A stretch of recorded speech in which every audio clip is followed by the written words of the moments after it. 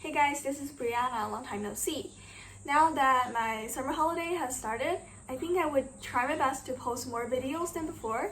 And well, if you're new here, I am Brianna. I am a high school student, a rising senior after this summer break. Yes, and today I'm gonna introduce you to the idea of incentives in economics. Please subscribe and like. If you have any comments, leave the comment down below. Thank you. So incentives on its own refer to something that induces a person to act. And it is very important and crucial in the field of economics. For example, in a market, there's supply and demand, and there's producers and consumers. When a price changes, it signals the consumer and producers to change their behaviors accordingly. For example, if the price of dolls increases, then it will signal the consumers to buy less because now it becomes more pricey. However, the higher price for the dolls would actually signal the producers to produce more because now the production of dolls has become more profitable. So we do see how incentives work in this classic circumstances. However, I do want to point out an occasion that is very important today because sometimes policymakers, they may neglect how people may change their incentives based on how the policy is enacted, and that would result in unintentional results that is caused by certain policies. So let's delve into the example of auto safety. Well, currently, as we all know, every car pretty much has safety belts that that makes it safer for people to sit in a car when they're in accidents because they would reduce the possibility of people getting killed on the spot if they have the safety belt on when there's very heavy accidents going on. Yes. However, in the past, not every car has this safety belt, and in the past that was a very important issue and concerning issue for everybody. So the government has decided to let every car add this safety belt onto their car so that it protects the drivers and the people sitting in the car better. But this actually has an unintended results. Let's first take a look at how incentives work before this policy was enacted.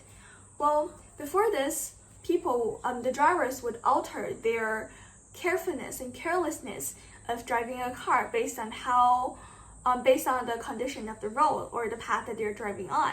For example, if they're driving on a very smooth path and there are not many other cars around them and the general environment is pretty safe, it would be very costly for them to drive slowly and safely. So they would drive less carefully and drive very fast. But if the condition is not very smooth and the road texture is not good and there are many other cars around and there are people walking by, it would become less costly for them to drive slowly and carefully because if there are certain accidents happen, the extra cost would be pretty high. So the benefit outweighs the cost in this circumstance. And in the not very good condition of roads, drivers used to drive very carefully and slowly.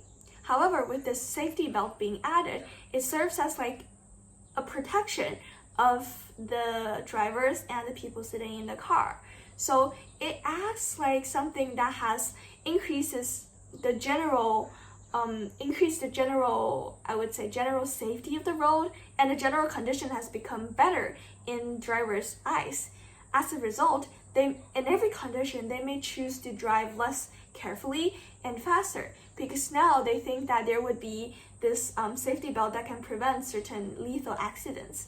And this actually is the case, the change of incentives, because according to data, after this policy was enacted, people would there were much more accidents than before, but the actual accidents that would lead to death has dropped. So the percentages of accidents that involved killing somebody in the process has dropped significantly, but actually the number of accidents happening increased a lot. So we do see how this change in incentive brought by the policy has resulted in unintended consequences. And that's why sometimes maybe policymakers, it is important for policymakers to think about how the policy would incentivize the intended population to do something, and how that may change people's incentives so that they can better foresee the unintended consequences and to prevent certain unintended results happening. Yes, that's something that I want to talk about. Thank you very much. And if you like this video, please support me by clicking the like button and follow my account so that you can listen to and watch more of these economics videos, as well as some of my other literature related videos and basically the vlogs, my life. Thank you. This is Brianna.